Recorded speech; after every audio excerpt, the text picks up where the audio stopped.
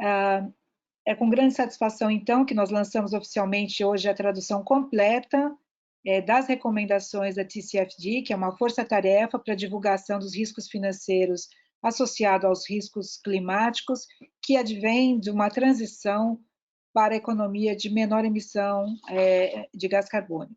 Então, como Vice Chair da TCFD, eu agradeço o grande suporte que o GIZ deu e tornou possível para que essa tradução fosse feita, e ao LAB, é um laboratório de inovação financeira criado pela BDE, BID, pela CVM, em parceria com o GIZ, e o grupo de trabalho também, agradecemos, o grupo de trabalho que coordenou essa tradução, que é liderado pela Maria Eugênia Buozzi, da Resultante, a quem também nos deu um grande apoio para que isso fosse possível.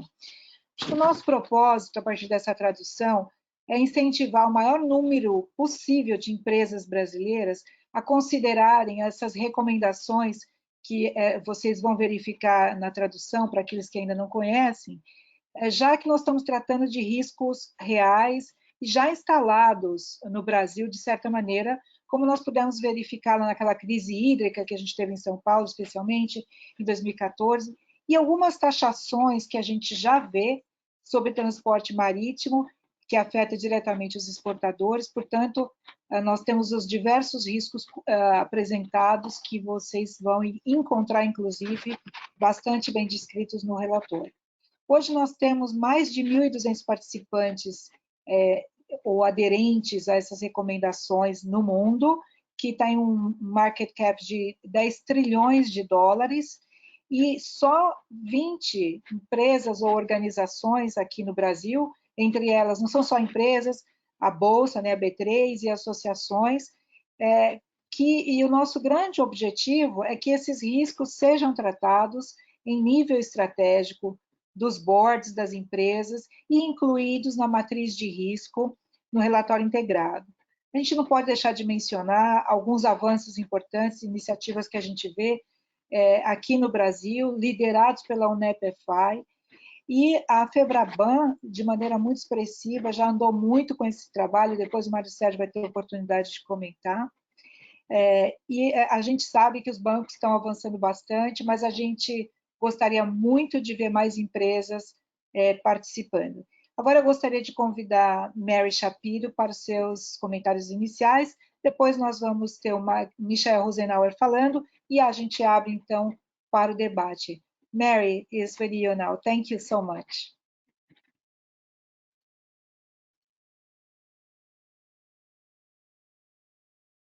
Thank you very much, Denise. Boa tarde, everyone. I'm Mary Shapiro. I'm Vice Chairman for Global Public Policy at Bloomberg, and I lead the Secretariat for the Task Force on Climate-Related Financial Disclosures. I want to express my gratitude to the German Society for International Cooperation, their director, Michael Rosenauer, and their partners whose collective efforts have brought us here today. In particular, I'd like to thank Daniel Ricas from GIZ and Eugenia Buozzi from Resultante, who coordinated this event and undertook the translation of the TCFD recommendations into Portuguese. The collaboration to translate the TCFD recommendations extends this framework not only to those joining us today, but to all those in the future who will read and engage with them. I also want to thank today's distinguished panelists, as well as our panel moderator and TCFD Vice Chair, Denise Pavarina, Senior Advisor, Agrego Consultores. And finally, I want to thank all of you for attending. It's wonderful to see so many firms joining us for this webinar today. We have long believed that climate change presents not just a moral imperative, but a tangible business and investment risk. By your presence today, it's clear you recognize and are ready to rise to this challenge. Formed in 2015 at the request of the Financial Stability Board and the G20 and Bank of England Governor Mark Carney, the TCFD was established under the chairmanship of Michael Bloomberg. It is premised on a powerful idea that providing investors, lenders, and insurers with comparable, complete, and useful information about companies' climate risks will enable them to make better informed investment, credit, and underwriting decisions, directing capital to the most resilient assets and investments. The TCFD was created to help companies disclose information about their financial exposures to climate-related risk in a clear and consistent way. And a key part of our mandate is supporting companies and all industry players in better understanding and disclosing their climate-related financial risks. In 2017, the TCFD published voluntary recommendations for companies to develop more effective climate-related financial disclosures through their existing reporting processes. The TCFD disclosure framework rests on 4 pillars: governance, strategy, risk management, and metrics and targets. And it asks companies to disclose how they think about, measure, manage, and mitigate climate risk. Since the TCFD recommendations were launched, I'm proud to say they've gained significant traction globally. Our 1,200 supporters, which are headquartered across 55 countries, span the public and private sectors and include corporations, national governments, central banks, regulators, stock exchanges, and credit rating agencies. The corporate sector organizations alone have a combined market capitalization of more than $12 trillion. And the 588 financial institutions that have endorsed the TCFD framework represent $146 trillion in assets. By joining us here today, you clearly recognize that climate risk is tied to significant economic and financial risk. I thank you for your farsightedness and welcome you to a truly global community of firms and national organizations who are helping to build greater economic resilience. We are already seeing how physical climate change can weigh on many economic sectors. It has already brought more extreme and uncertain weather, and has the potential to weaken economic growth, including adversely affecting capital stock, labor supply, and returns. But it's not just the direct impact of more extreme climate events that pose a risk to companies. As more nations implement mitigation strategies, we will see the introduction of new climate-related policies, which could leave non-compliant firms exposed.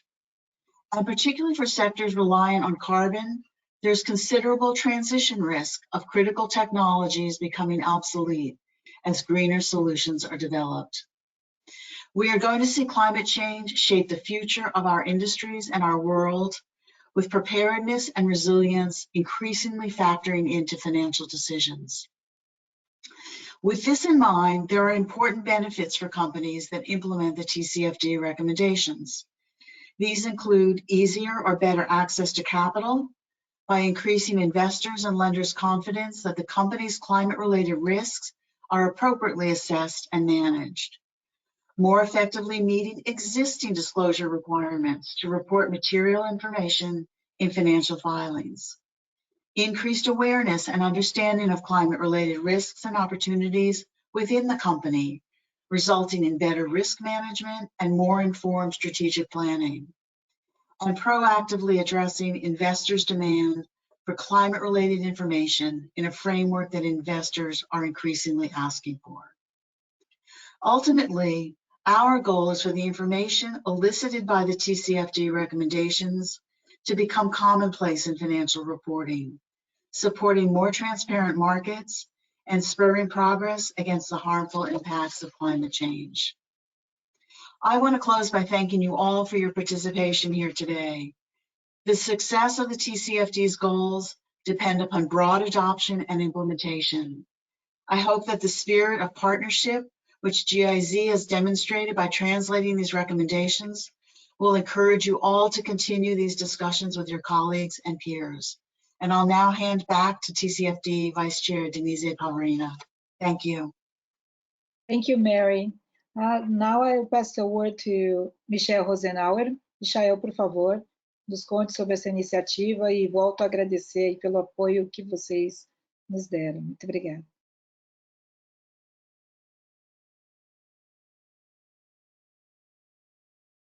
Nós não... Michael, we don't hear you.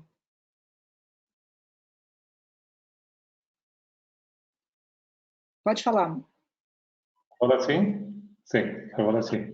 De novo, então, muito boa tarde e muito obrigado, Denise, e muito boa tarde a Mari Shapiro, do TCFD.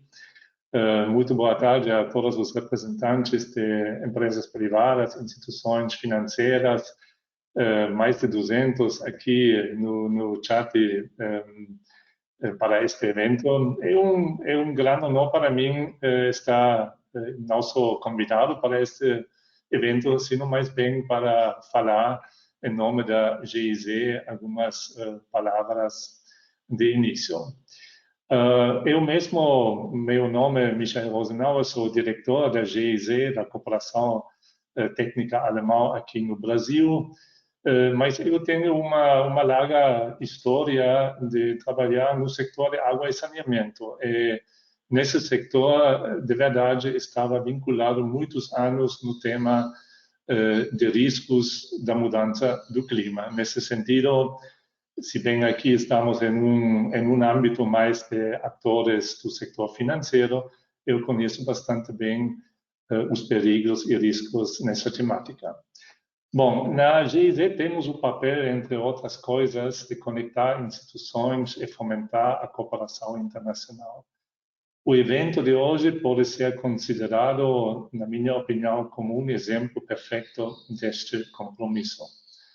O nosso projeto Finanças Brasileiras Sustentáveis, ou FIBRAS, implementado com recursos do Ministério Federal para a Cooperação Econômica e Desenvolvimento da Alemanha, o nosso BMZ, tem como principal objetivo apoiar parceiros locais na ampliação de investimentos verdes e sustentáveis no Brasil. No âmbito da cooperação que envolve o evento de hoje, a TCFD e a GIZ uniram esforços para facilitar o acesso das instituições brasileiras a um conjunto de recomendações que já se tornaram basicamente um padrão internacional para a análise e a transparência de riscos climáticos. Mas qual seria a real importância desse padrão internacional? Historicamente e ainda nos dias de hoje, as decisões do setor financeiro relacionadas a financiamento e investimento são tomadas com base na análise de informações financeiras e econômicas passadas. Mas outros critérios, chamados ambientais, sociais ou de governança, vêm se destacando e ganhando importância cada vez maior no processo de análise de investimentos, na gestão de riscos e também na divulgação e transparência de informações. A utilização destes critérios mais abrangentes, que vão além das análises tradicionais, é uma tendência observada em um número cada vez maior de instituições financeiras ao redor do mundo, seja por iniciativa voluntária ou em atendimento à regulamentação local. E essa tendência não ficará para trás. As recomendações da TCFD podem ser consideradas um importante ponto de partida nesse processo. E o idioma em que as orientações são disponibilizadas não deveria ser uma barreira. Mesmo já percebendo as consequências e os impactos da mudança do clima em nosso dia a dia, só poderemos efetivamente perceber a relevância e a importância de integrar e considerar as recomendações da TCFD quando os riscos climáticos de fato se materializarem. Eu não sou banqueiro ou profissional da área de investimentos, mas está muito claro para mim que se meus investimentos pessoais ou de clientes que eu estivesse gerenciando estivessem suscetíveis a qualquer tipo de risco, seria de meu imediato interesse e até minha obrigação atender e saber como lidar com eles.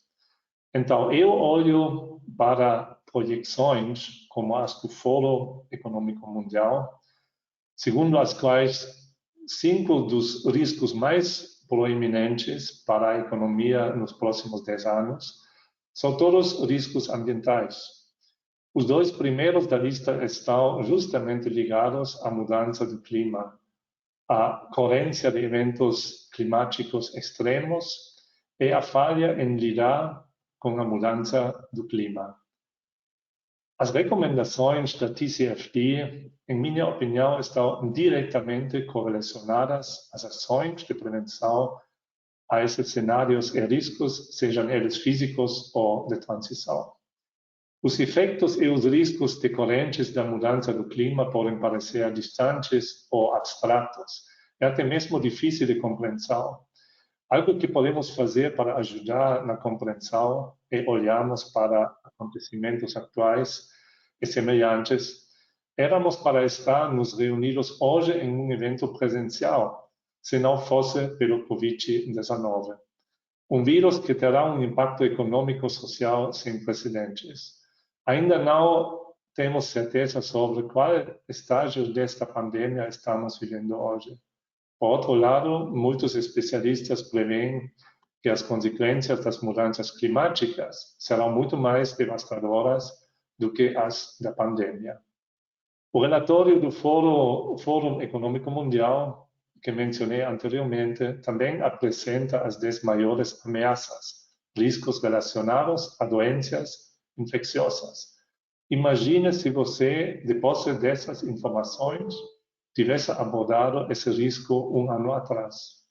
Como sua instituição estaria posicionada neste momento frente aos acontecimentos dos últimos meses?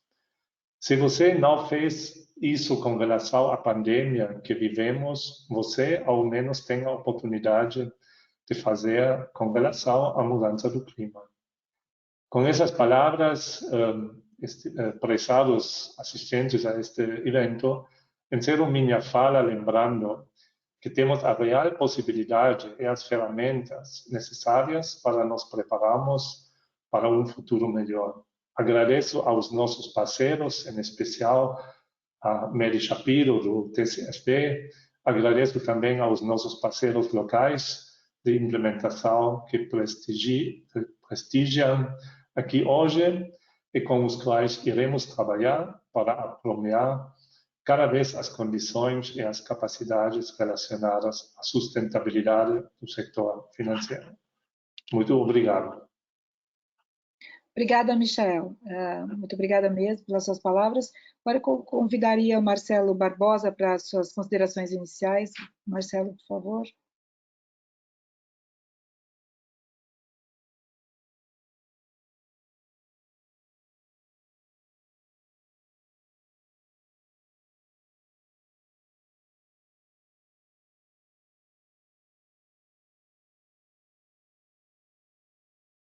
Vocês me ouvem agora?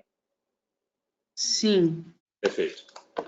Bom, muito obrigado, Denise, e ao TCFD, a Força Tarefa também, pelo convite, as entidades parceiras, o GIZ, enfim, nós aqui na CVM temos Marcelo, nós não estamos vendo você. Será que você consegue acionar a sua câmera?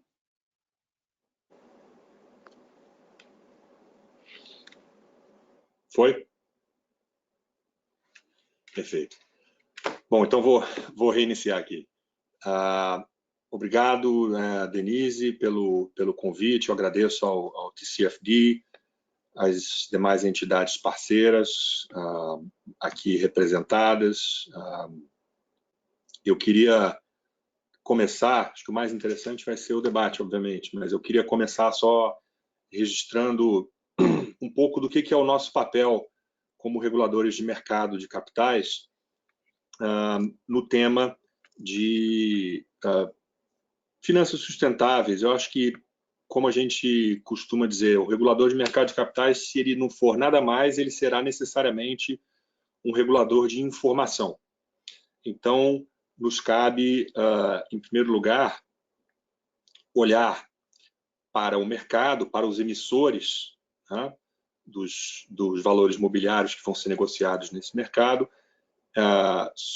sob o prisma da qualidade da informação que é fornecida ao mercado. E essa informação, como, enfim, hoje não é mais sequer perto de ser controverso, essa informação ela deve incluir, sem dúvida, um conteúdo relacionado aos aspectos que nós chamamos aqui de ASG ou de ESG, como preferirem, dentre os quais se envolvem também temas de risco de mudança climática. Portanto, nosso papel, antes de mais nada, diz respeito a garantir a apropriada transparência com relação a essas informações, aos riscos envolvidos. Nós temos procurado fazer isso. Em segundo lugar, também interagir no plano internacional, e nós fazemos isso principalmente na nossa participação na IOSCO, onde recentemente também foi criada uma força-tarefa resultante de um esforço iniciado ano passado dentro do Conselho da IOSCO, onde foi criada também uma iniciativa nesse sentido, que tem dado bons frutos de interação, inclusive com o Financial Stability Board, e também em reconhecer aqui, localmente, que existe um potencial bastante grande para títulos que representem iniciativas de finanças sustentáveis. Existem diversas estimativas sobre o potencial de finanças sustentáveis aqui no Brasil que a gente tem olhado com bastante otimismo. Então, na nossa agenda, eu vou citar aqui um exemplo, como é sabido, na nossa agenda de regulação existe, para o futuro próximo, uma iniciativa de nova regulação dos fundos de investimento em direitos creditórios. E também, como já é sabido, isso é público, essa proposta vai trazer uma ideia de criação do FDIC socioambiental, que se dedica a fundos que tenham na política de investimento originação de benefícios socioambientais. Nós entendemos que esse é um campo que se relaciona diretamente com a finalidade nossa das principais, que é a formação de capital. Nós sabemos que os investidores de todos os portes, institucionais, domésticos, estrangeiros, num nível crescente, eles têm adotado isso em suas políticas.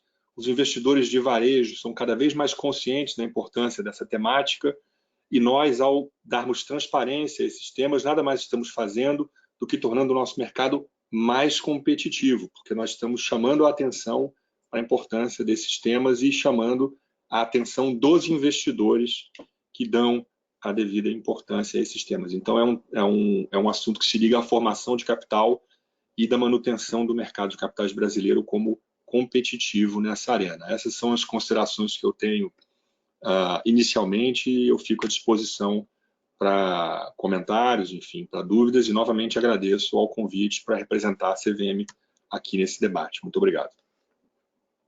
Obrigada, Marcelo. Convidaria agora a Marina Grossi, presidente do CBEDS, para suas considerações iniciais. Marina.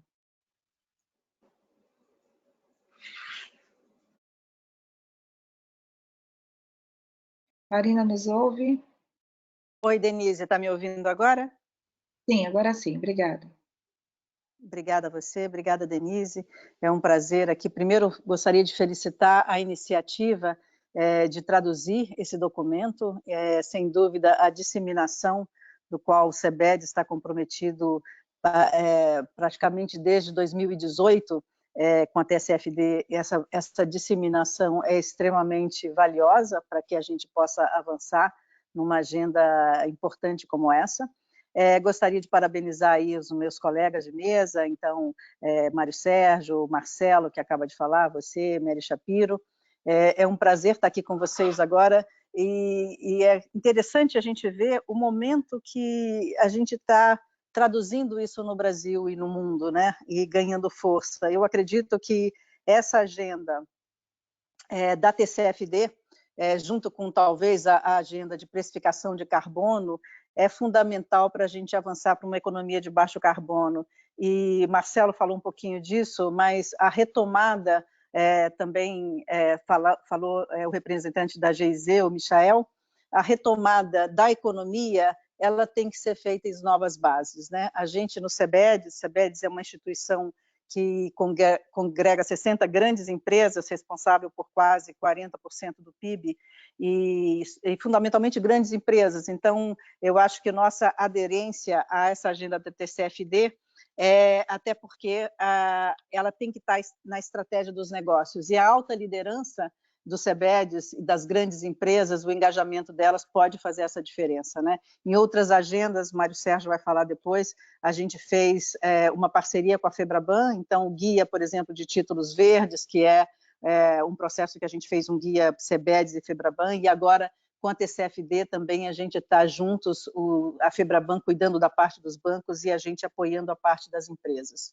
Desde 2018, a gente tem colocado isso na nossa Câmara de Finanças Sustentáveis, que congregam os grandes bancos públicos e privados, e também o BNDES, o Banco Central, e eles consideraram a agenda prioritária que deveria ser tocada. A partir daí, a gente fez uma série de iniciativas para disseminar esse conceito, inclusive com a Bloomberg aqui no Brasil, com quem a gente tem conversado, e buscando traçar um plano de ação para que as recomendações da TCFD fossem melhor compreendidas. Ainda que o número hoje seja pequeno, né, das empresas brasileiras, como a Denise disse no início, mas a gente tem a maioria das brasileiras, a maioria são associadas ao CEBEDES, como Vale, Suzano, Eletrobras, Natura, que apoiam a recomendação, e também das empresas globais, Coca-Cola, Equinor, Nestlé, Shell, DSM, enfim.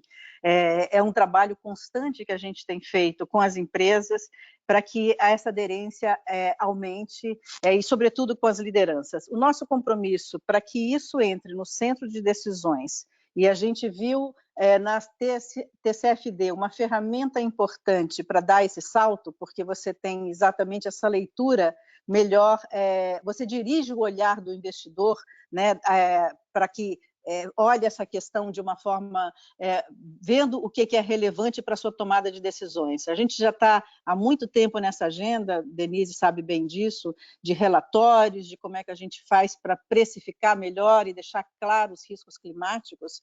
E desde, como eu disse antes, né, títulos verdes, você direcionar o olhar do investidor, dando maior transparência do que cada empresa está fazendo em relação aos riscos climáticos é fundamental. E retomando um pouco desse momento que a gente está vivendo, essa retomada tem sido cada vez mais associada, que a gente tem que sair daí agindo diferente, com uma economia com maior resiliência e com maior estabilidade.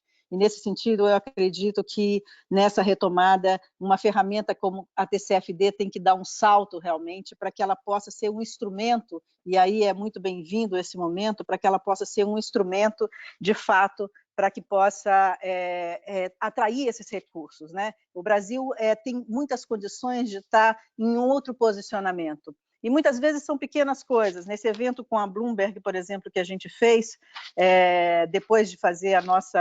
E foi por ocasião também em 2019. Em 2018, a gente começou a fazer uma série de atuação, de workshops com as nossas empresas, e em 2019 a gente lançou um estudo de impactos financeiros do risco climático, uma estratégia essencial para os negócios. Ali a gente queria identificar o grau de maturidade das empresas e aí construir um plano de ação. A gente pode ver que, por exemplo, o setor agro, que é muito avançado no Brasil, ele tinha uma grande vulnerabilidade justamente porque não tinha transparência, não relatava nos seus processos. Então, são descobertas como essas, né, e ações como essas que eu acho que podem ajudar que a gente tenha, ainda mais com todos os atores que estão aqui presentes, né, a gente possa alavancar, e eu acho que a TCFD pode ajudar a gente a dar um salto maior para uma economia, para uma nova economia, onde o risco climático seja considerado na gestão dos negócios. Obrigada, Denise. Maria Eugênia, você queria dar um recado para os participantes? Só para informar para todo mundo que os participantes que não são os convidados, os palestrantes, eles estão sem som. Todas as perguntas elas podem ser mandadas pela própria plataforma e eu estou aqui no backstage organizando as perguntas para passá-las para a Denise. Então, quem tiver qualquer pergunta para alguns participantes ou para todos os participantes de forma geral, por favor, fiquem aí à vontade para enviar. Marina, muito obrigada por seus comentários. A gente em breve se junta a você, o Marcelo, aí para fazer mais algumas perguntas. Queria agora convidar o Mário Sérgio Vasconcelos, que é diretor de sustentabilidade da FEBRABAN, para nos falar um pouquinho sobre o trabalho que a FEBRABAN vem fazendo. Só, por favor, ativar a câmera do Mário Sérgio, para o pessoal não ter que ficar me vendo o tempo todo. Vamos lá, que a Marina estava sem vídeo, né? Então, agora eu saio aqui do vídeo. Ok, muito bom. Boa tarde a todas e a todos. É uma satisfação estar aqui com vocês, ainda que virtualmente. Meus agradecimentos à TCFD e ao Projeto Fibras pelo convite à FEBRABAN. Antes de mais nada, eu queria justificar a ausência do nosso presidente, Isaac Sidney, que está envolvido fortemente numa agenda de ajuda aos clientes, às empresas, às pessoas, por conta dessa pandemia. Então, é uma agenda carregadíssima. Ele ontem me ligou à noite para dizer que não conseguiria vir e pediu que eu substituísse, que para mim é uma honra. Também parabenizo os organizadores pelo lançamento da TCFD em português, que elimina a barreira da distância. Vou fazer um sumário um pouco da jornada da FEBRABAN e dos bancos brasileiros com relação ao TCFD, que começou em 2017 no lançamento das recomendações da Força Tarefa. A primeira coisa que eu queria ressaltar é a importância de ter a Task Force e o Financial Stability Board por trás desse movimento. É um movimento extremamente importante, extremamente relevante para todo o setor financeiro internacional. E nós tomamos a decisão, reunimos um grupo de bancos para trabalhar sempre com eles na construção do conhecimento e do entendimento do que seriam as recomendações e como elas poderiam ser aplicadas no mercado nacional. Convidamos a Citaui para trabalhar conosco, nos assessorar nesse processo. E em 2018, um ano depois, nós publicamos um roadmap para a implantação das recomendações. Um roadmap para cobrir o ano de 2019 e 2020, com providências que deveriam ser tomadas pela FEBRABAN e pelos bancos associados. Para chegar nesse roadmap, nós cumprimos um longo estudo. Né? Fizemos uma pesquisa para saber como os bancos já estavam tratando a questão dos riscos e oportunidades associadas às mudanças climáticas. Analisamos estudos realizados pela UNEP-FI, com 16 bancos no mundo inteiro, 2 deles brasileiros, o Itaú e o Bradesco. Avaliamos as práticas de bancos e empresas do mundo todo em um exercício de benchmark. Fizemos comparações e chegamos a esse roadmap que foi construído e agora, em 2020, nós estamos no segundo ano. Importante dizer que esse caminho todo tem sido percorrido para e passos com todos os bancos. E eu vou sintetizar algumas ferramentas que a gente já desenvolveu para uso do setor financeiro. Nós fizemos uma primeira análise de todos os frameworks existentes já no Brasil, como, por exemplo, o ISE, Índice de Sustentabilidade Empresarial da B3, o GRI, Global Report Initiative, CDP, para comparar como eles poderiam nos ajudar no atendimento às recomendações. Não que eles fossem destinados para as recomendações, mas isso ajudaria os bancos, se a gente conseguisse, de alguma maneira, ter uma relativa padronização nas informações, facilitaria muito no futuro o reporte dos bancos com relação ao atendimento das recomendações. A segunda coisa que nós disponibilizamos foi o que nós chamamos a régua de sensibilidade ao risco climático, que é um passo a passo para os bancos analisarem a exposição de suas carteiras de crédito aos riscos associados às mudanças climáticas. Então, ele olha a carteira de crédito na primeira camada, olha o cliente numa segunda camada e olha a terceira camada, que é a operação em si. Então, vai desde o conjunto da carteira por atividade econômica para o cliente que pratica, que tem aquela atividade econômica e para aquela operação de crédito daquele cliente dentro da atividade econômica. Isso a gente olha vários fatores, a natureza da atividade, como eu falei, a localização, o rating do cliente, o prazo e o valor das operações, para determinar essa exposição ao risco, sempre levando em conta os conceitos preconizados pela Resolução 4327 do Banco Central, que é de relevância e proporcionalidade. Esses dois instrumentos, nessa régua de sensibilidade e a análise do alinhamento dos diferentes frameworks estão disponíveis no nosso site.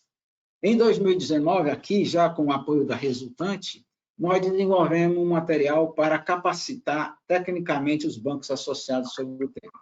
Fizemos 4 rodadas de treinamento com a participação de mais de 160 profissionais do mercado financeiro.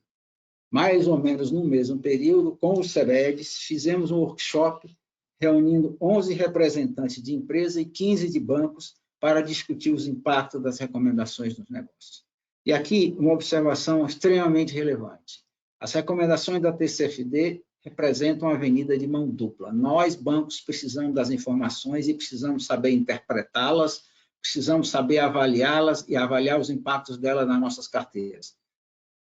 Mas essas informações precisam ser, grande parte delas, se não quase todas, fornecidas pelos clientes. E eles precisam também ter esse entendimento, esse conhecimento, para fornecer essas informações e eles próprios avaliarem suas próprias estratégias e sua resiliência frente às questões das mudanças climáticas. Recentemente, nós disponibilizamos mais um instrumento, uma ferramenta, que foi, na verdade, uma análise de 30 outras ferramentas que são disponíveis no mercado, sejam elas gratuitamente ou sejam elas pagas.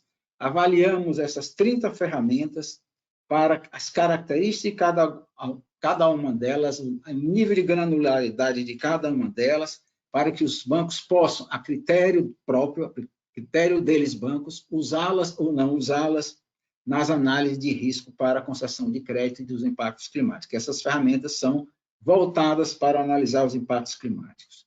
Fizemos uma pesquisa com os bancos, eles elegeram 6 delas como as mais relevantes, e nós estamos agendando encontros com os fornecedores, os provedores dessas ferramentas, para que eles possam fazer demonstrações e ajudar os bancos a entender e a utilizá-las melhor.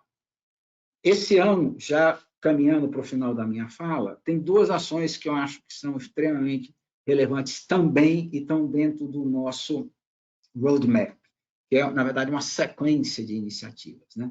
Nós estamos trabalhando na análise de cenários climáticos. A nossa ideia é disponibilizar dados e modelos de avaliação de impactos ambientais econômicos relativos a diferentes cenários de aumento de temperatura, para que os bancos possam mensurar os potenciais impactos financeiros nas suas carteiras de crédito. Então, nós selecionamos 3 setores, na verdade, os bancos selecionaram esses 3 setores, agricultura, utilidades elétricas e óleo e gás, que foram os setores eleitos, e nós estamos, nesse instante, consultando diversas organizações para apoiar nesse trabalho. Dentre elas, a USP, o FRJ, a COP, enfim, para que a gente tenha o suporte técnico, o suporte da ciência para essas modelagens. Aqui, a ideia é que a gente consiga trazer toda a experiência que já existe, junto ao IPCC, junto ao UNEP-FI, para uma modelagem que possa ser aplicada ao Brasil, respeitando as condições do país, a geografia do país, as diferentes regiões geográficas e, portanto, os diferentes riscos que as mesmas atividades podem ter nas diferentes regiões do país. Não é uma coisa simples, mas acho que é fundamental nesse processo.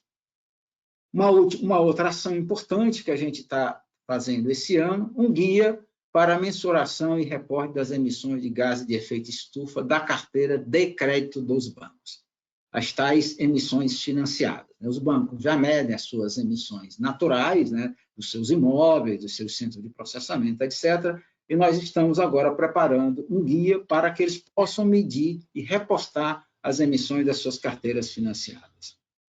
Então, essas questões todas, elas querem direcionar, elas direcionam para que os bancos possam efetivamente analisar as suas carteiras.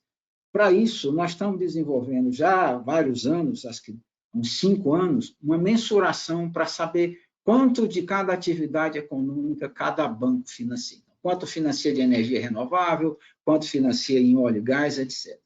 E, recentemente, nós estamos muito satisfeitos com o apoio que a gente está recebendo do Banco Central, no sentido de nos ajudar com as informações as mais qualificadas possíveis, de todo o setor para que a gente possa efetivamente conseguir desenhar efetivamente isso. Então, você, de um lado, tem as recomendações, tem as ferramentas e instrumentos de análise, e os bancos vão ter os valores, os volumes de suas carteiras, segundo as atividades econômicas, sejam elas da economia verde, sejam eles setores de alto impacto ambiental, sejam eles os setores listados como críticos pelo TCFD. Então, esse é o nosso trabalho nesse instante.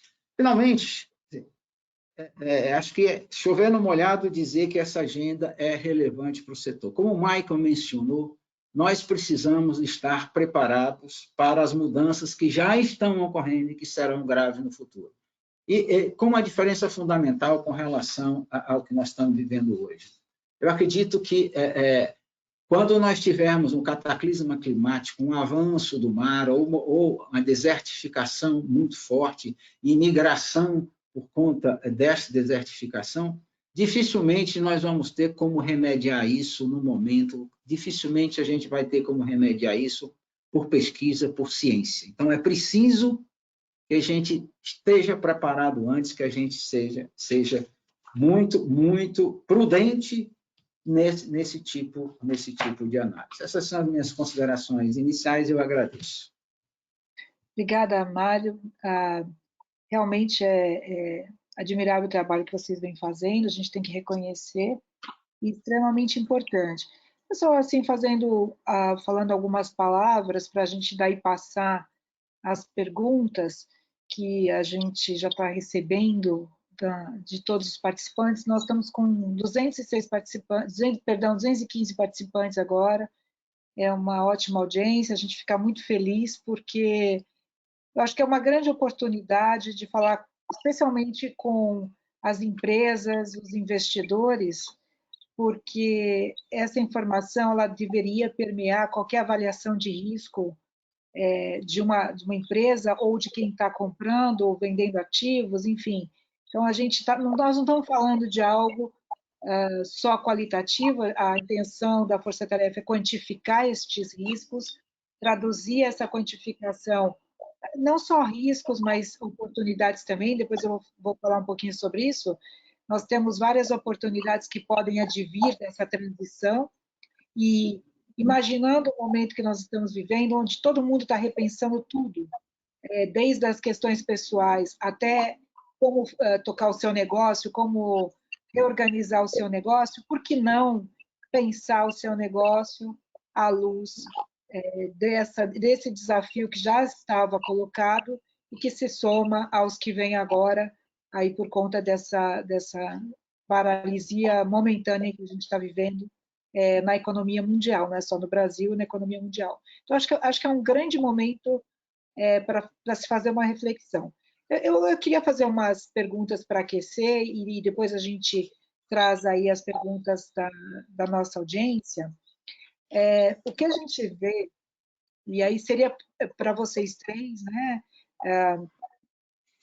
O que a gente vê é um receio muito grande por parte das empresas em divulgar certos dados, ou por entenderem como estratégicos, como críticos, ou até como que seria o julgamento do mercado, dos bancos, se os bancos vão emprestar dinheiro para uma empresa que claramente divulga quais são as suas questões a serem endereçadas para os investidores.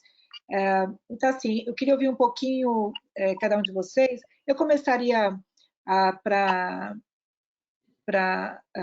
Marina, que tem a questão das empresas, que está mais perto das empresas. Como é que você vê, Marina, a questão nas empresas? Ela é uma questão técnica que está na área de sustentabilidade e por isso ainda não ganhou essa discussão estratégica e tem esse receio que eu te falei, ou isso já é um processo que está bem mais encaminhado? Se você pudesse falar.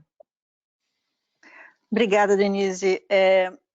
A gente vê que tem um caminho aí, e eu posso talvez fazer um paralelo com algumas outras ações que a gente fez em relação ao clima, né? A gente já, se tivesse a COP presencial esse ano, por exemplo, a gente já iria para o 3º ano que a gente fala em todas as conferências do clima sobre o que as empresas estão fazendo para mitigar e para adaptar, né? Enfim, riscos climáticos estão aí dentro.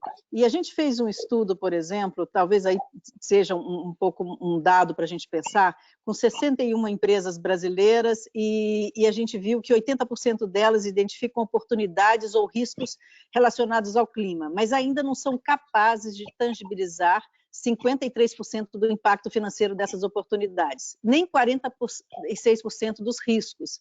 Então, assim, o que a gente viu, por exemplo, e você falou em oportunidade, é que nesse estudo que a gente fez, as oportunidades relatadas, elas representam uma estimativa de impactos financeiros positivos de 123,7 bilhões de dólares, com investimento necessário para materializá-las muito menor, de 17,5 bilhões. O que a gente vê de todo esse processo? E um outro paralelo que eu posso fazer é um trabalho que a gente fez em precificação de carbono, que a gente começou em 2016, e aos poucos a gente foi colocando para as empresas por que seria importante elas precificarem o seu preço interno de carbono, e depois para elas chegaram a fazer uma proposta de precificação de carbono que a gente encaminhou para o governo federal. Então, eu acho que isso é um processo, e o que eu vejo é que se a gente fala aqui no Brasil, a gente vê que está descasado algumas informações que você tem que estar juntando, e workshops, e por isso que eu saudei aí a disseminação que ajuda uma tradução, porque não é só a alta liderança, que eu acho que é a parte mais importante de ser engajada para entrar na gestão dos negócios, mas é também todo um corpo técnico, você falou do pessoal de sustentabilidade, mas é todo CFOs, enfim, você precisa de estar fazendo, capacitando e amadurecendo essas discussões em workshops, né? A gente que tem uma atuação de 23 anos no Brasil, a gente vê resultados muito concretos desse engajamento de dentro, né? Assim, num ambiente confiável das empresas para ir dirimindo dúvidas, que são muitas vezes dúvidas que a gente, justamente por ser multi-stakeholders, a gente tem bancos e tem empresas, a gente chama um e outro e vai combinando como é que a gente faz um processo, um plano de ação para avançar nessas questões. Então, eu acredito que a gente está vivendo, e aí a importância da TCFD, a gente começa a viver um processo onde isso vai dar um salto, né? Lá fora a gente já vê isso sendo considerado, o World Business Council, por exemplo, que a gente representa aqui no Brasil, ele fala que, olha, isso aí para daqui a 2 anos, 3 anos, isso vai ser uma regulamentação que está sendo estudada aqui fora. Então, isso também no Brasil é algo que a gente também, eu acredito que a gente começa a encaminhar, tá aí o Mário Sérgio falou das ações que eles estão fazendo, a gente também está fazendo ações, então eu acho que é um caminho natural para a gente crescer bastante, crescer exponencialmente essa visão. É uma questão de maturidade mesmo que a gente vai crescendo. Obrigada, Marina. Eu queria fazer agora aproveitando um pouquinho, né, com esse pano de fundo, falar com o Marcelo, por gentileza, Marcelo. O que a gente vê assim é que diversos países têm ações e aí incentivos, melhor dizendo, para que as empresas façam esse reporte, e mais do que isso, né? O report é só um meio para que a gente possa incluir esses riscos na gestão de fato, né? Identificação, avaliação e gestão de riscos, né? Até saiu o Sebastian, acabou aqui, nosso colega do GIZ, acabou de nos contar que saiu uma determinação do governo canadense que as empresas que quiserem obter recursos para auxílio em relação ao Covid-19 devem reportar de acordo com a TCFD. Então, a TCFD é um dos casos, a gente tem inúmeros parceiros da TCFD, inclusive, que fazem questionários e pedem divulgação de informação, mas eu acho que a gente tem muita coisa boa para fazer. E aí, eu queria te perguntar, o que você acha da integração dessa agenda climática no mercado de capitais brasileiro? E a gente até viu, também só mais um dado, o S&P lançou um fundo, né, na verdade um índice, de Large Mid Cap Paris Aligned para Climate Transition. Então, ou seja, tem muitos incentivos. Como é que você vê o Brasil, ao alinhamento do mercado de capitais e o que a CVM eventualmente poderia fazer para esse incentivo que a gente está comentando. Tá ótimo. Denise, obrigado pela pergunta. Ela é muito boa porque eu tenho a oportunidade também de esclarecer um pouco o que é o papel do regulador de mercado aqui, né? Não esquece de abrir sua câmera, Marcelo, por favor. Mas tá. Obrigada, que bom. Então, pode continuar. Estávamos.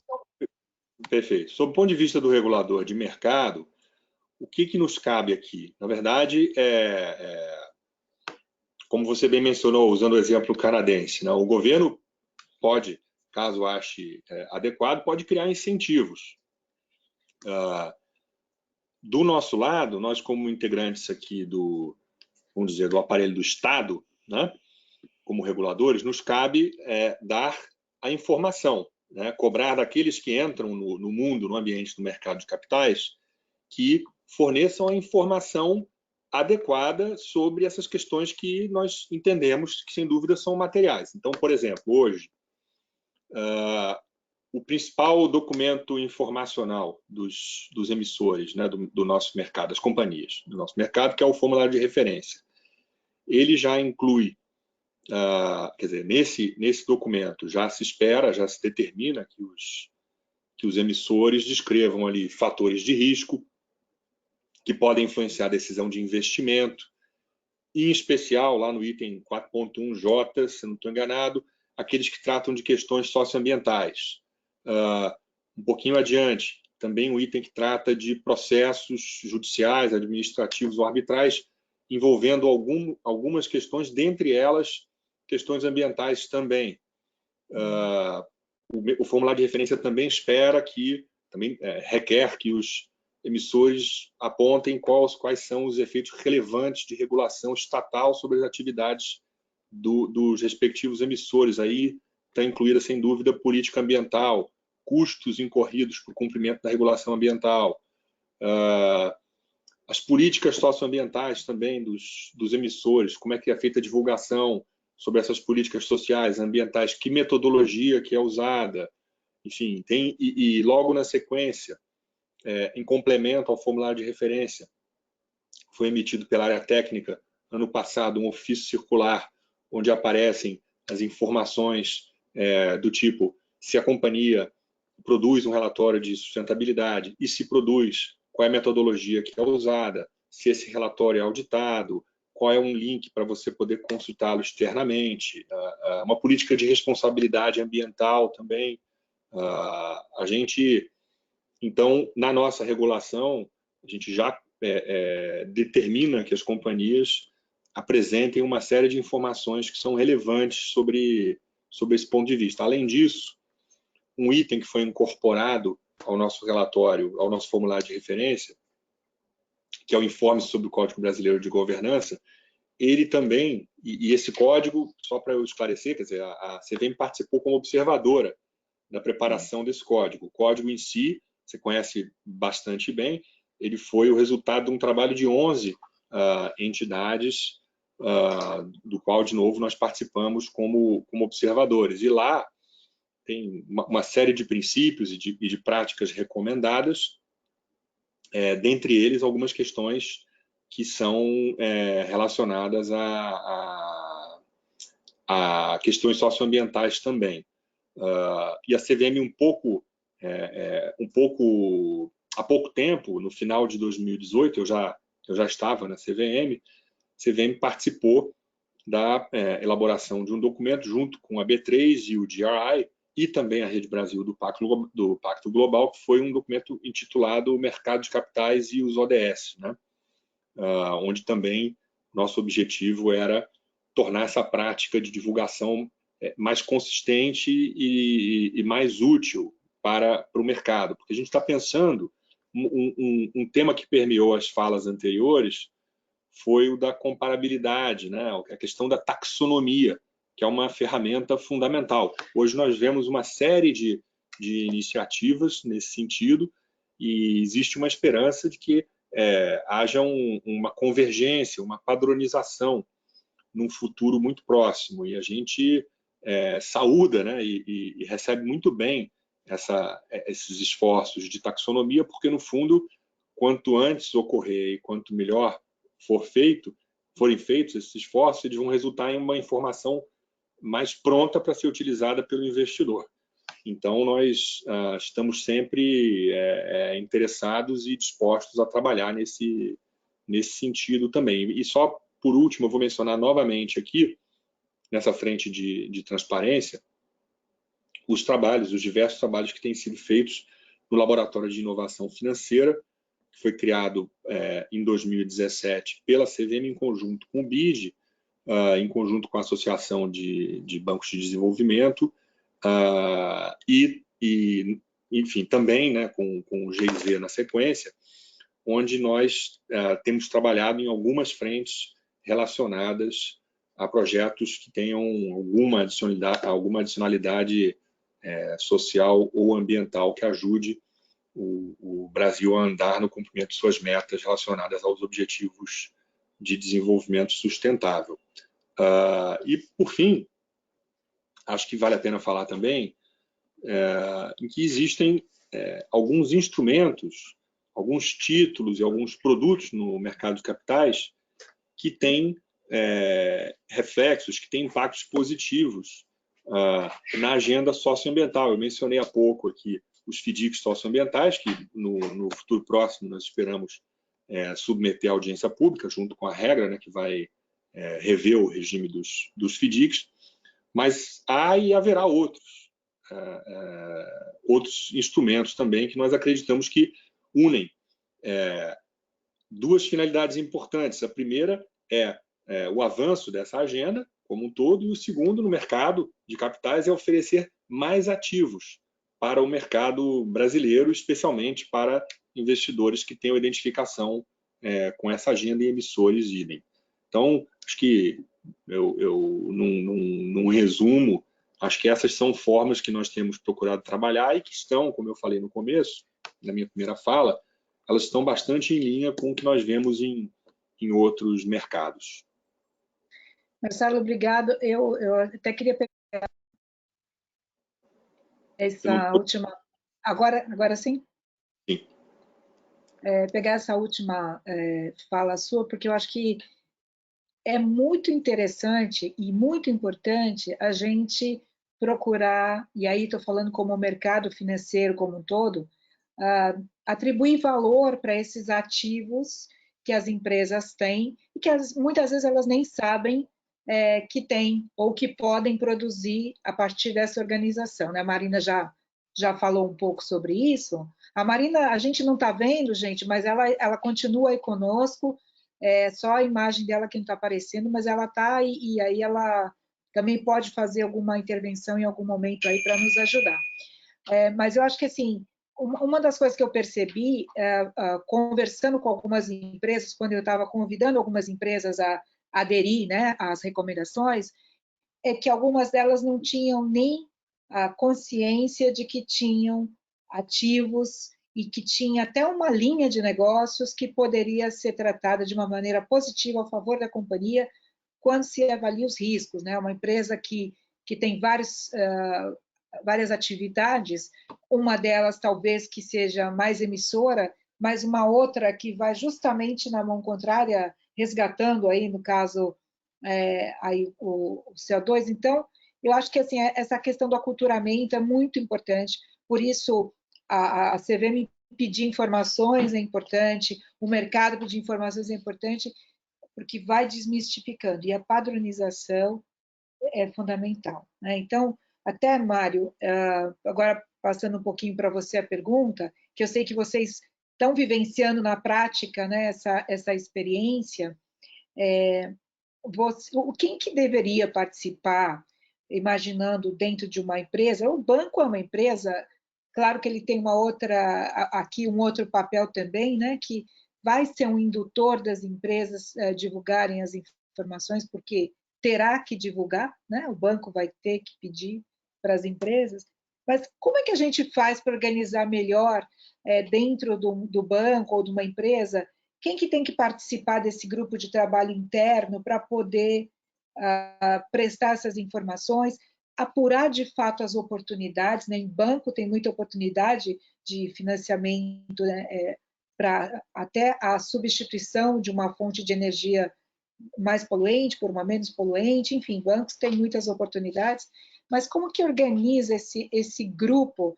É só a área de sustentabilidade, eu já falei isso, é só a área de sustentabilidade, que é fantástica, faz um trabalho fantástico, mas ela, quem mais tem que participar com ela? Porque acredito que para chegar no relatório de risco não seja só a área de sustentabilidade, acho que a gente tem que ter mais atores, né? Então, como é que foi a experiência de vocês? O que você viu acontecer aí nos bancos? Eu não estou te ouvindo, Mário.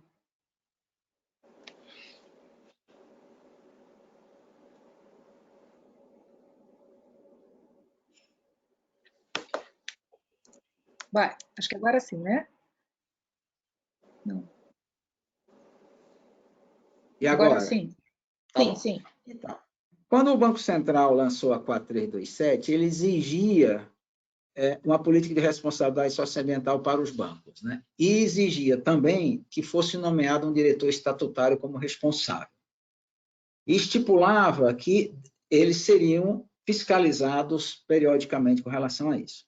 A maioria dos bancos, começando pelos bancos grandes e hoje praticamente todos os bancos, eles criaram, eu acho que isso é o primeiro movimento relevante, comitês e conselhos, incluindo a questão de sustentabilidade.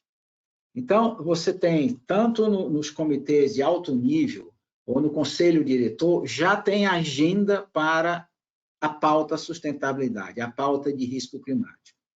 De outro lado, as áreas de relações com investidores, elas começaram a ser demandadas e cobradas nas visitas nacionais e internacionais sobre como os bancos tratavam as questões, né? E isso inclusive, era fator de avaliação ou de interesse dos investidores naquelas determinadas instituições e naqueles determinados papéis.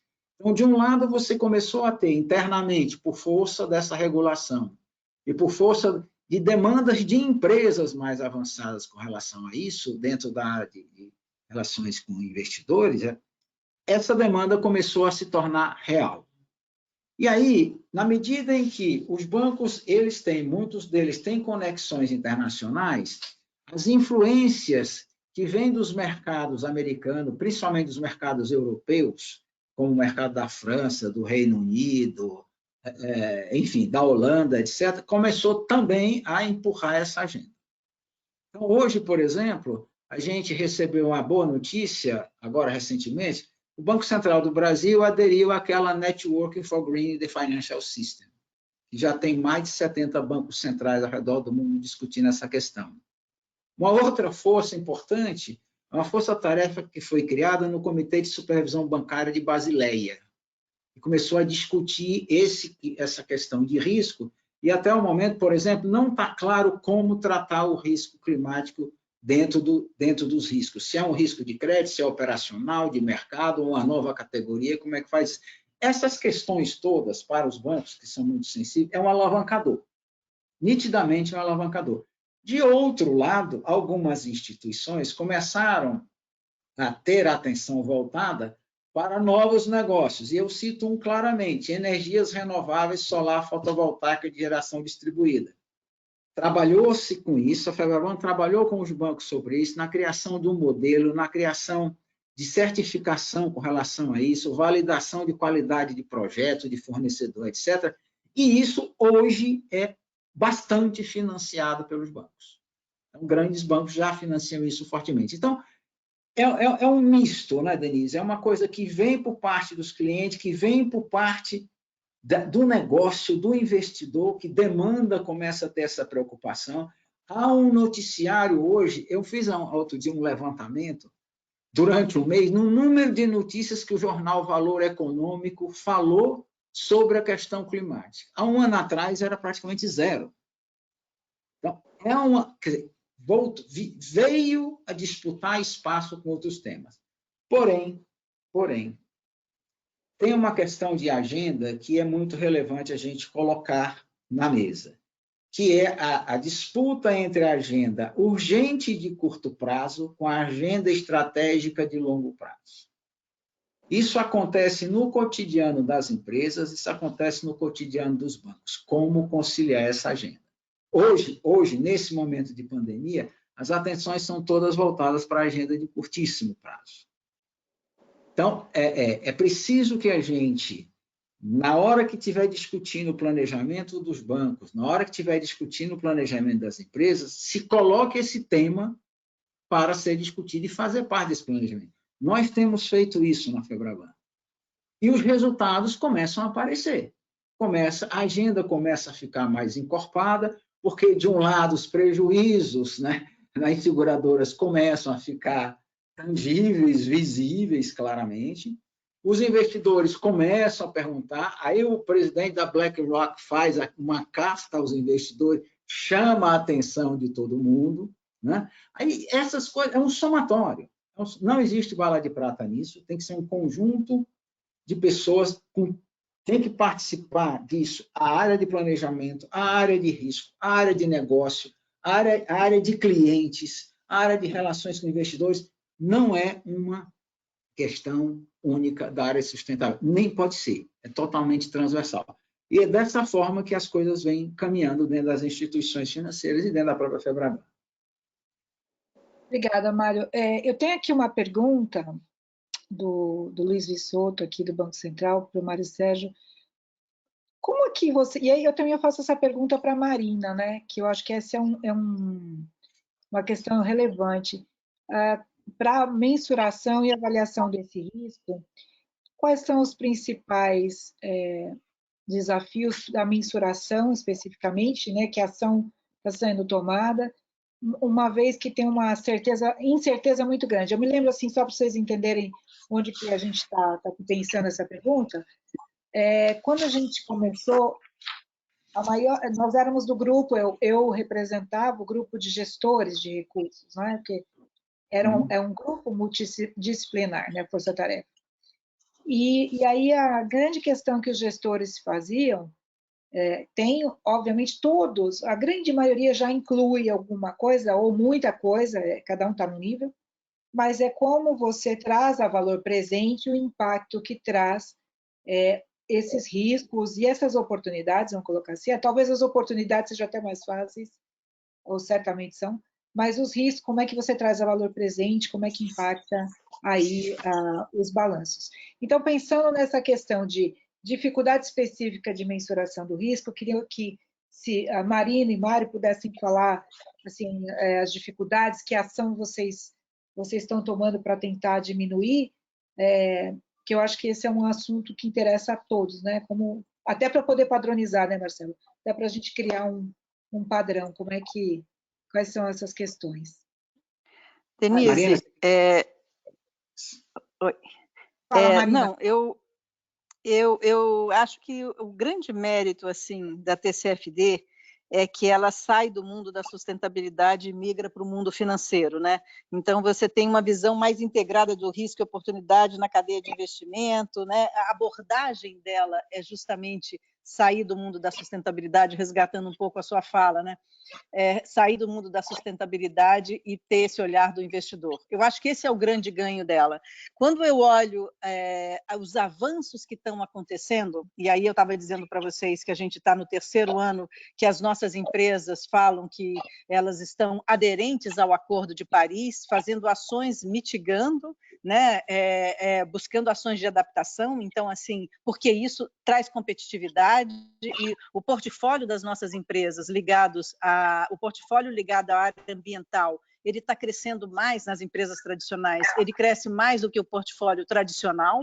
Então, assim, são vários indicadores de que essa questão ela está mudando o enfoque dela. E eu acho que o enfoque vai justamente na questão financeira. Eu acho que também não é à toa que aqui no Brasil a gente tem assim a nossa preocupação, né? Então, assim, paralelamente, a gente tem tratado a TCFD e a proposta de precificação de carbono. Por que precificação de carbono? Porque a gente acredita que isso dá mais aderência e faz com que a própria governança climática no Brasil comece a acontecer. A gente fez uma proposta de precificação de carbono, ou seja, precificar essa externalidade. Dentro dela tem offset de florestas, toda a área que a gente é o nosso calcanhar de Aquiles está sendo contemplado, tem uma saída honrosa, inclusive, para a gente estar direcionando recursos para onde a gente emite mais. Mas, assim, eu acho que tem um movimento, desde talvez 2 anos antes do Acordo de Paris, desde 2 anos, 2014, por aí, que 2013, 2014, que o pessoal está falando assim, vem cá, como é que faz com recurso? Onde é que está o dinheiro necessário para essa nova economia? Você tem um aporte de recurso novo, mas tem outro tanto de recurso que tem que dar visibilidade, né? Então, assim, eu estava citando títulos verdes que a gente fez, e nesse momento em particular que a gente, infelizmente, caminha o mundo inteiro para uma certa recessão e tudo, eu espero que não seja tão grande quanto alguns economistas falam, mas, enfim, a gente deu uma freada na economia. A questão de investimentos ela é fundamental, né? E aí você estava dizendo que o nosso colega Michael estava falando sobre a nossa TCFD ser um dos requerimentos para você buscar esse casamento. Eu acho que é isso. Eu acho que vai migrar para o mundo financeiro, né? Assim, o tipo o caminho que vai conseguir atrair os investidores e todo o resto. Aí você fala das 4 recomendações que tem a TCFD: governança, estratégia, métricas e metas e gerenciamento de riscos. Eu acho que cada uma delas traz um desafio diferente. A governança, por exemplo, você tem um desafio nas grandes empresas, talvez de estar colocando entre os seus vários departamentos uma mesma linguagem, mas você tem um outro desafio em pequenas e médias empresas, totalmente diferente, né? A estratégia de negócios é o que a gente tem falado com as nossas grandes empresas desde sempre, né? Então, assim, como é que você coloca dentro da estratégia do seu negócio, por isso a TCFD é um instrumento valioso para isso, mas é esse o caminho que a gente tem sentido. Algumas empresas, inclusive, Denise, deixam de ter até a área de sustentabilidade e não necessariamente isso não significa que isso não migrou para algum outro lugar. Você vê, por exemplo, CFOs, a gente está abrindo um conselho de CFOs e isso está ganhando importância. Não estou dizendo que deva acabar, não, eu acho que tem que continuar, mas eu digo que tem que estar na performance, o risco climático já é um elemento competitivo e não ônus. As empresas mostram isso, inclusive, aumentando o seu portfólio ligado à área ambiental e social.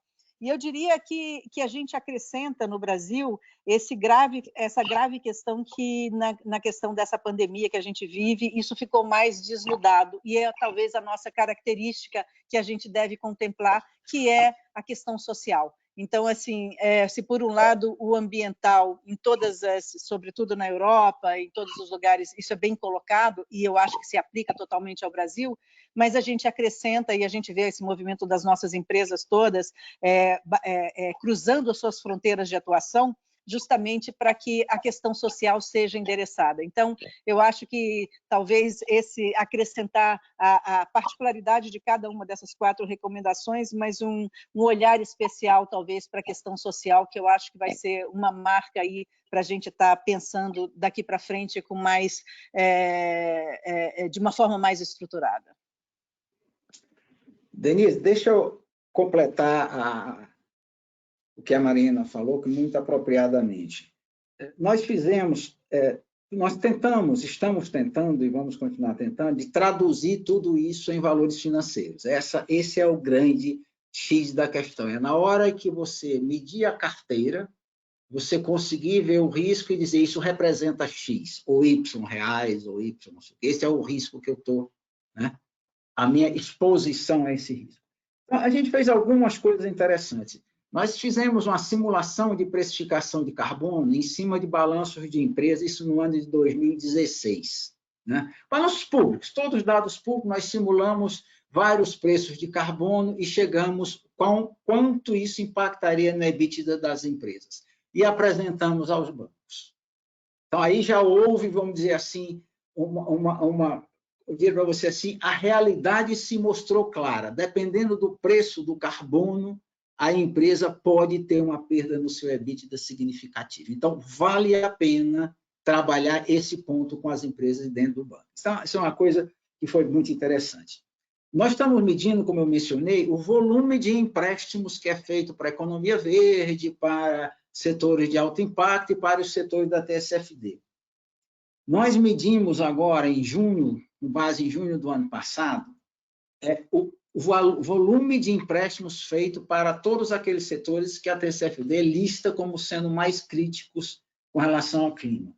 E nós achamos um total de financiamento de 533 bilhões, cerca de 40% do crédito total para as empresas.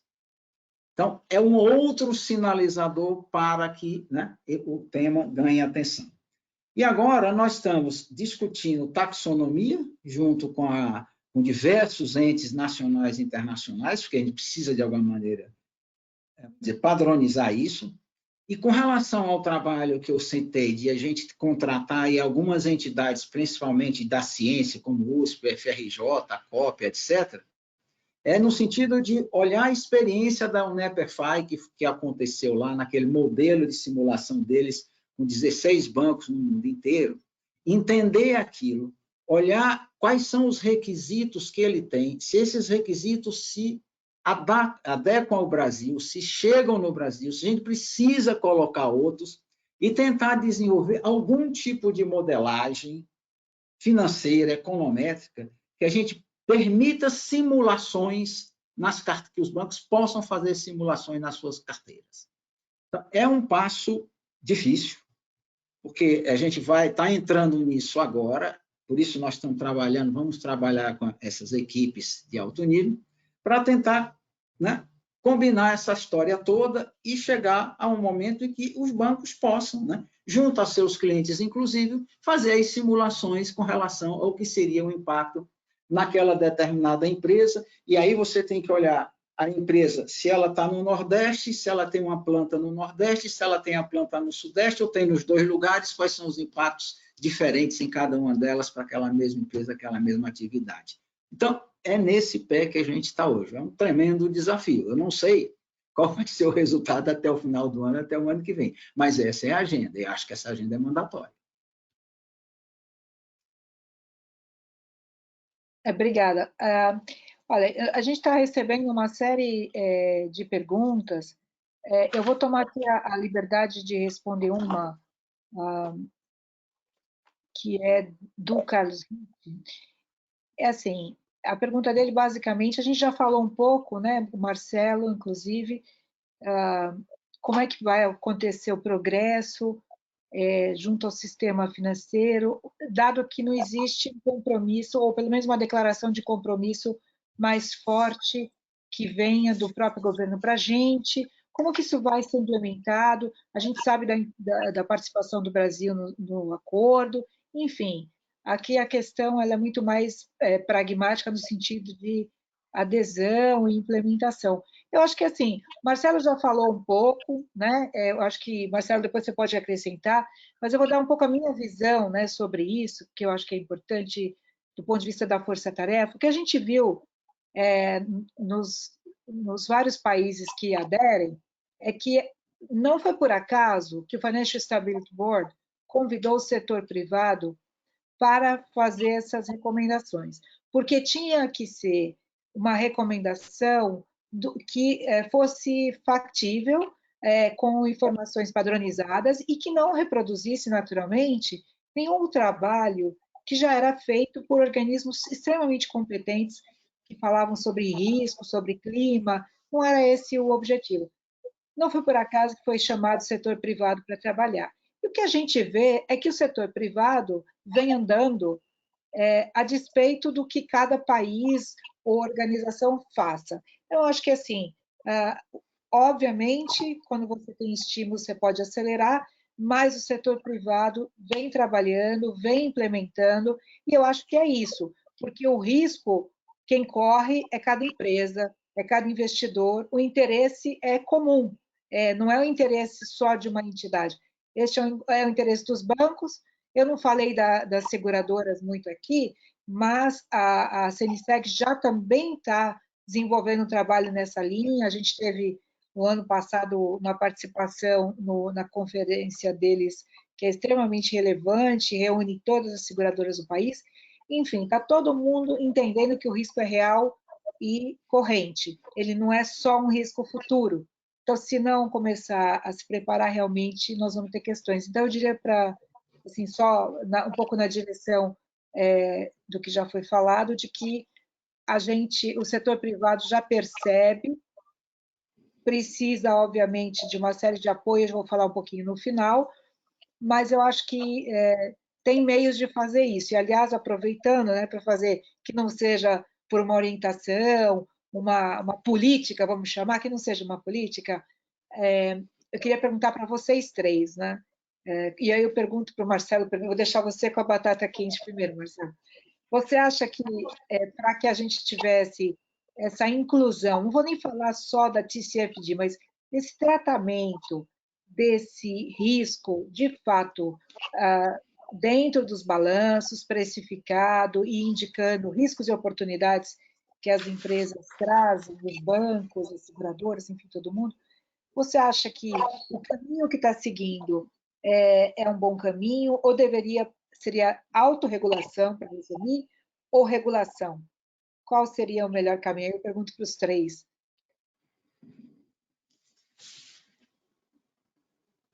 Eu não estou te ouvindo, Marcelo. Me ouve? Agora.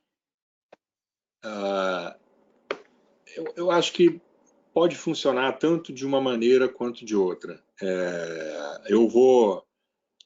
O que eu posso lhe dizer assim, pensando sobre o prisma da utilidade da regulação, tá? Nesse caso,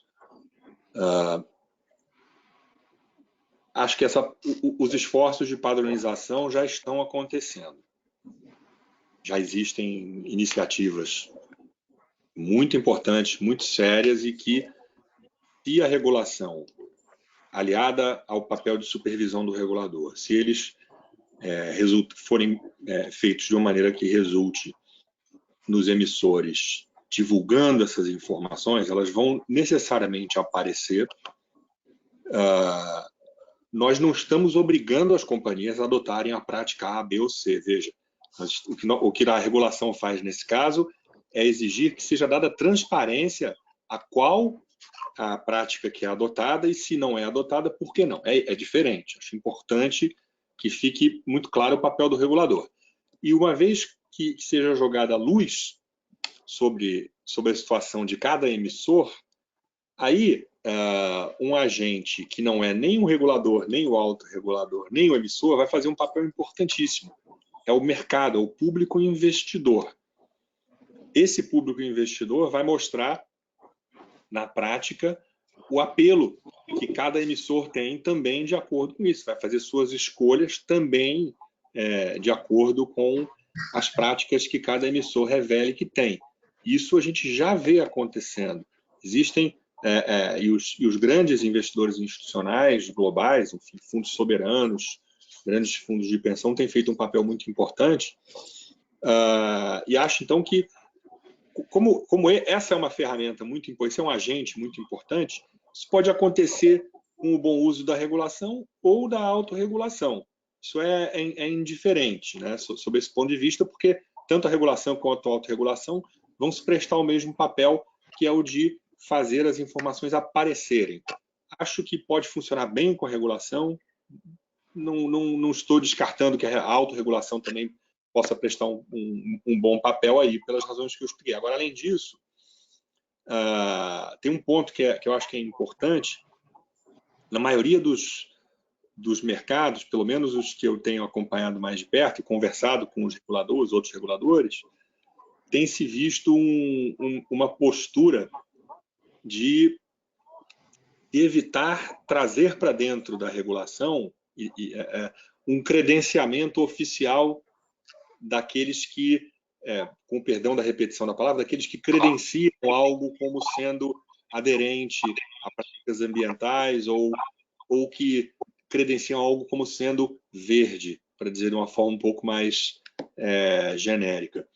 Isso a maioria dos reguladores está rejeitando esse papel, né, de passar a credenciar ou regular ou admitir esses novos prestadores de serviço. Então, acho que, respondendo a sua pergunta, é um pouco indiferente. Acho que pode ser bem feito das duas maneiras, tanto pela via da regulação quanto pela via da autorregulação, porque, no fundo, é garantia de transparência, que é o nome do jogo aqui. Obrigada, Marcelo. Marina, você quer falar? Então, eu acho que eu concordo um pouco com o Marcelo que o mais importante, seja na regulação ou na autorregulação, é o processo, é como acontece esse processo, né? Então, a gente sabe no país que nem sempre as leis são as melhores leis e são obedecidas. Em geral, você tem que estar acontecendo, e para o setor privado, né, Denise, basta você ter alguns sinais importantes que o setor corre atrás disso. Então, eu acho que se você coloca uma regulação num universo mais ou menos próximo para as grandes empresas, mas, por exemplo, se você pensa nas grandes empresas, você não pode ter o mesmo tratamento para todo mundo, senão você realmente tem uma distorção grande, né? Você causa distorções grandes. Então, eu acho que tem que ter um processo inclusivo, quando a gente fala isso no Brasil, que tenha uma maturidade, e que sirva para trazer investimentos, né? Porque eu acho que esse é o ponto, né? Então, mas o senso de urgência e a escala que uma regulação dá, eu acho que tem que estar um pouco no horizonte. A gente acelerar um pouco as nossas ações, tendo em consideração que, por exemplo, isso já é uma realidade dita o tempo todo na Europa. Em algum momento isso vai acontecer aqui, né? Como o Mário Sérgio falou, o Banco Central tem medidas, normas que são assim de vanguarda no resto do mundo. O posicionamento nosso mostrando para o resto do mundo que nós temos credibilidade, que nós temos transparência, sobretudo as nossas empresas, que a gente se compromete com uma régua alta, porque temos condições de fazer isso dentro de um benchmark, né, internacional, nacional. Eu acho que é muito bom. A gente tem maturidade em várias áreas para isso. Eu acho que pode ter um caminho que a gente pode acelerar e tem maturidade em várias áreas. Agora, eu chamo a atenção de novo, assim, porque deve ser inclusivo. As nossas realidades são muito diferentes, né? Então, assim, entre pequenas empresas, grandes empresas. Então, se não for inclusivo, né? Se você não coloca isso no tempo, se você não coloca um processo onde isso seja contemplado, não faz sentido. Então, eu diria que hoje pode ser até atratividade para muitas empresas, mas ela precisa de ter um processo inclusivo e realmente refletir o que traz maior competitividade para o país e não exclusão, né? Então, eu acho que são cuidados aí num processo de, claro que todos os atores que estão aqui, né, provavelmente o público que está nos ouvindo, enfim, é dessa maneira que a gente pode estar organizando um processo mais inclusivo, conversando com todos os stakeholders, né? Posso só fazer um comentário, Denise, por gentileza?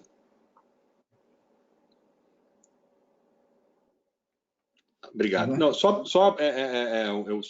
para que fique claro também, o nosso papel aqui, eu não tenho dúvida que é importante que o setor privado participe, por isso eu fiz questão de, na minha fala anterior, mencionar diversas iniciativas das quais nós fazemos parte, junto com o setor privado. Mas eu só vou lembrar também que duas coisas. Primeiro, que o nosso universo aqui de influência ele é restrito ao mundo do mercado de capitais, né, dos emissores, que não são as empresas de menor porte, né? E, em segundo lugar, acho que a nossa inserção como reguladores de mercado, a nossa inserção também nos esforços internacionais, ela é tão reconhecida que quando a IOSCO, que congrega os reguladores de mercado de capitais do mundo inteiro, foi criar um grupo de trabalho, nós entramos no comitê executivo, justamente em reconhecimento ao que nós temos feito aqui, que é considerado também de ponta nesse nosso mundo de mercado de capitais. Era só esse o registro. Obrigado. Denise, completando, para tentar fechar essa questão. Tem várias coisas importantes, tanto na fala do Marcelo quanto na fala da Marina. Eu acho que isso é importante dizer. A questão da regulação, ela tem sempre o desafio de ser clara, né? Apontar com clareza para os regulados o que fazer, como fazer e quando fazer. E a custos de observância razoáveis, aceitáveis e, se possível, baixos. Esse assunto, quando a gente fala de clima e fala de questão ambiental e questão social, eu diria que todos estamos ainda aprendendo com esse processo. Então, aí eu fico muito na fala da Marina e do próprio Marcelo, quando ele diz, se você trabalha em conjunto, né, as entidades, o mercado com os reguladores, é bem possível que possa haver uma boa regulação, como é bem possível que possa haver uma boa autorregulação. Porque quando você faz uma autorregulação, por exemplo, aquilo é um consenso que aquele setor, que aqueles participantes acordaram que é importante. É mais fácil de ser seguido. E se a regulação ela não é participativa, muitas vezes saem regulações que são muito difíceis, ou às vezes inviáveis de serem executadas. Porque não existe base de dados suficiente para aquela questão, não exige conhecimento prévio em nenhum lugar que possa te ajudar a montar aqui. A gente tem exemplos disso no Brasil. Tá certo? Tem exemplos claros. Então, eu prefiro ficar um pouco nisso. Eu acho que o mercado avança um pouco com a autorregulação, que pode ser aperfeiçoada na sequência por uma regulação quando e se necessário. Nós mesmos agora, depois de 5 anos de aprendizagem com a 4327, nós vamos rever nossa autorregulação. Eu espero que ela possa ser útil, inclusive, para as ideias de regulação do Banco Central no futuro, etc., etc. Mas eu acho que tem que ter um pouco esse cuidado, dela ser razoável, ela ter um custo de observância baixo, ela respeitar os segmentos. A gente tem 4 segmentos de banco, S1, S2, S3, S4, são muito distintas. Não por outra razão, a 4327 foi uma medida principiológica, né? Porque era conceitual, criou a relevância, a proporcionalidade, e não são regras estáticas, né? Que o que é relevante para você não é para mim. Por aí vai, dependendo do tipo de banco. Bom, eu queria fazer até um comentário, assim, acho que é interessante, que eu estou vendo várias perguntas. A gente não vai conseguir responder todas agora. Que bom, né, que nós temos várias perguntas, mas a gente vai procurar depois responder. A gente tem aqui como guardar essas perguntas e responder na sequência para vocês, algumas muito interessantes. Eu vou tomar liberdade de escolher duas aqui, mas que se juntam, né? Do Guilherme Ferreira, Afonso Ferreira e do Marco Fujihara, que é um pouco assim, olha, o que de fato poderia fazer as empresas aderirem mais? Eu diria para vocês, eu vou responder, mas alguém de vocês pode pegar essa pergunta para responder. Eu diria para vocês que facilmente a gente teria mais umas 30 empresas que a gente focou nos emissores, só para vocês saberem, né? O objetivo inicial da Força Tarefa foram os emissores, porque aqueles que têm a obrigação do maior disclosure, e começava com o escopo 1 e 2, né, de emissão. Nós já estamos, agora tem um trabalho de evolução que está acontecendo, a gente deve soltar um relatório de acompanhamento da implementação lá em setembro, estamos todos trabalhando nisso, mas a gente já fala em escopo 3, que aí, naturalmente, na cadeia, vai fazer com que as pequenas e médias empresas também sejam perguntadas, como hoje são. Vamos combinar que todo mundo já tem que responder uma série de questões para bancos, para seguradoras, toda vez que você fala, ou para contratar, né? Tem muitas questões que já são obrigatoriamente respondidas de ESG. Então, eu diria que isso é um processo que vai acontecer, mas a pergunta seria assim, para a gente finalizar, porque eu acho que todo mundo já está, né, os nossos executivos aí que estão participando estão com o seu tempo limitado, mas bem rapidinho. Até onde a gente pode chegar em um ano? Eu acho que a gente pode melhorar muito a quantidade de empresas, mas o que seria, talvez, algo que ajudaria as empresas a acelerarem essa divulgação, a implementação de medidas, né, de disclosure como essas que a gente está tratando aqui hoje?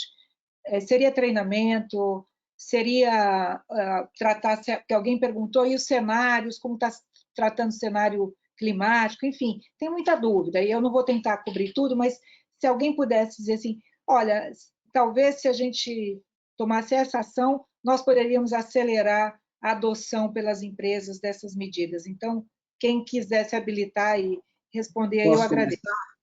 Vai lá, Mário. Vai lá.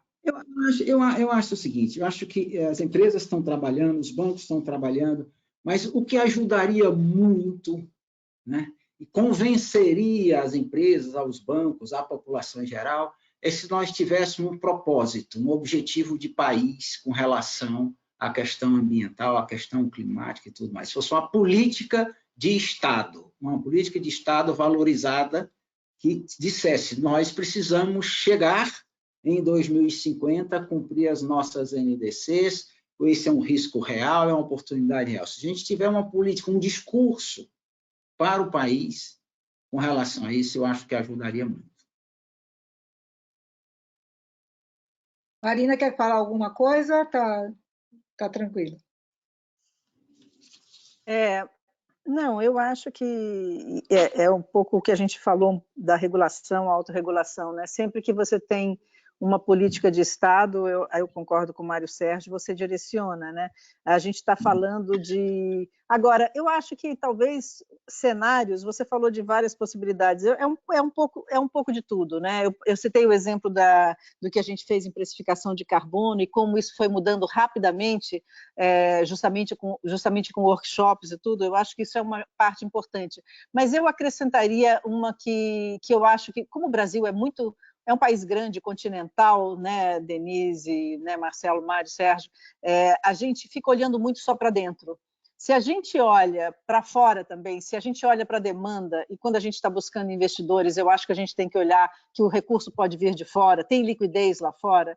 Então, assim, esse olhar também, eu acrescentaria esse cenário, sabe? Esse olhar para você poder atrair investimentos ao dar o disclosure, ao seguir as recomendações da TCFD, eu acho que isso também ajudaria. E é claro que se fosse uma coisa que também o governo entrasse, seria ainda melhor. Mas eu acho que olhar para a demanda e não só para o nosso umbigo ajuda a gente a balizar e aproveitar oportunidades e o recurso que tem lá fora, que é maior do que o que tem aqui dentro, para essa questão.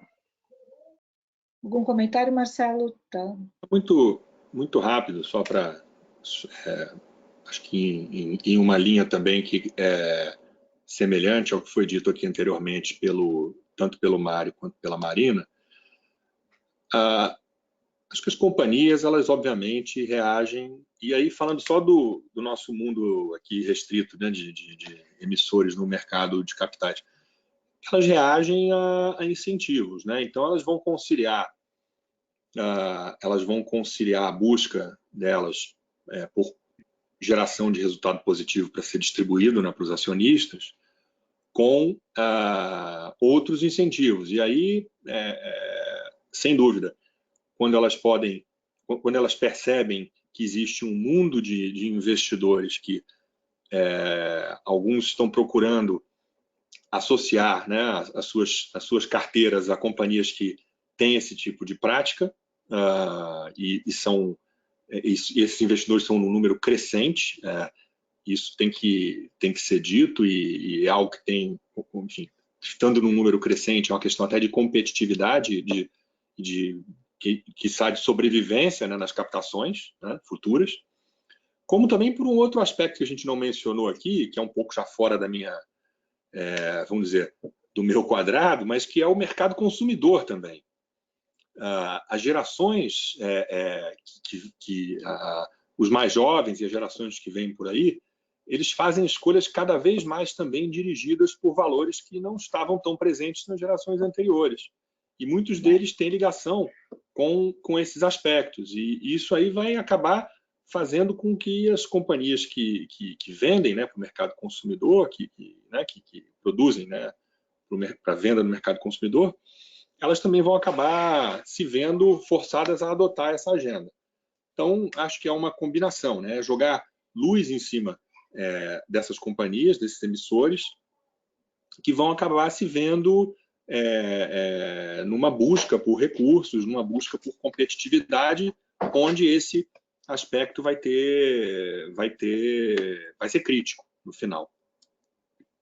Obrigada, Marcelo. É um dos riscos que a gente trata na TCFD como risco reputacional, né? Que não é só da reputação objetiva agora, mas é enquanto alguém que promove ou não a diversidade, a sustentabilidade, enfim, eu acho que é uma demanda muito grande realmente da nova geração e nossa também.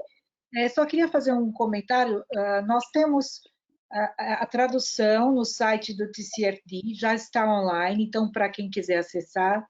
Também temos um hub, um Knowledge Hub lá, que faz estudo de casos, que dá instrumentos para quem quer implementar, que eu acho que é extremamente importante. E acho que os exemplos da FEBRABAN, eu sei que a Ambima também está fazendo um trabalho importante de organizar núcleos para poder discutir entre seus atores, os seus participantes, é muito importante, ajuda muito, facilita muito aí para poder desenvolver esse trabalho. E queria fazer assim, um agradecimento muito especial a vocês, Marcelo, Marina, Mário. Hoje nós temos os MMs aqui, né, trabalhando para a gente, né? Todo mundo que é super disponível, muito obrigado. Eu acho que todo mundo que está participando, vocês viram, chegamos a 200 e poucas pessoas, certamente estão aproveitando. Eu já vou passar a palavra para a Maria Eugênia, porque ela tem algum recado para nos dar aí de como vai ser a resposta das perguntas. Mas, assim, queria dizer a vocês que eu aqui, como representante da Força Tarefa, no Brasil, na América Latina, eu me coloco à disposição de todos para que a gente ajude, facilite, busque os meios para que essa implementação seja feita de maneira acelerada. Existem muitos recursos hoje, a gente sabe que existem robôs calculando até os riscos, enfim, a gente tem muito, muito material para apoiar. E lembrando que, fácil, umas 30 empresas brasileiras que eu consigo pensar os nomes, poderiam rapidamente aderir às recomendações sem mudar praticamente nada do que já faz hoje. Então, acho que é uma reflexão aí para todos fazerem, porque eu tenho certeza que o mercado vai valorizar. Então, muito obrigada a vocês, que vocês tenham uma ótima semana e que a pandemia passe logo para todos. Está muito interessante a gente fazer essa videoconferência, mas a gente gosta mesmo de se encontrar para poder debater, então eu desejo saúde aí para todo mundo. Maria Eugênia, por favor, você quer fazer algum comentário? Muito obrigada. Queria reforçar aí o agradecimento, a gente eu participo tanto do Projeto Fibras, como sou a coordenadora aí do GT de Riscos SG e Transparência do Lab. Aproveito aí para convidá-los a conhecer o trabalho do Lab, para quem ainda não tiver, entre os nossos participantes aí do webinar, que estão, chegamos a 200 e poucos, ainda estão mais de 100 e tantos participantes em sala, fica aí o convite também para conhecerem. A gente não teve realmente tempo, foram muitas perguntas muito interessantes que chegaram. As que não foram respondidas ou abordadas nas falas dos participantes, a gente vai enviar por e-mail todos, para que a gente possa ter a resposta aí para vocês. E a gravação do webinar vai ficar disponível no site do Lab em breve. Então, a gente vai mandar o link, e a gente manda, inclusive, um link para todos os participantes e divulga, enfim, no site, nas redes sociais do Lab e dos organizadores e participantes, quando a gente tiver essa gravação disponível. E obrigada aí a todo mundo, enfim, por participar desse super trabalho. Izzy, deixo contigo aí o encerramento. Então, muito obrigada, Marcelo, muito obrigada, Marina, Mário Sérgio e o Michel, que eu espero que ainda esteja conosco aí, a gente não está vendo você, mas obrigada também. E a Mary, que precisou nos deixar um pouco antes, ela gostaria até de participar, mas ela não pôde, enfim. Tem sido uma ajuda muito grande, uma liderança importante aí na Força Tarefa. Então, muito obrigada a todos vocês e uma ótima tarde. Muito obrigada. Até logo. Obrigada a todos. Obrigado.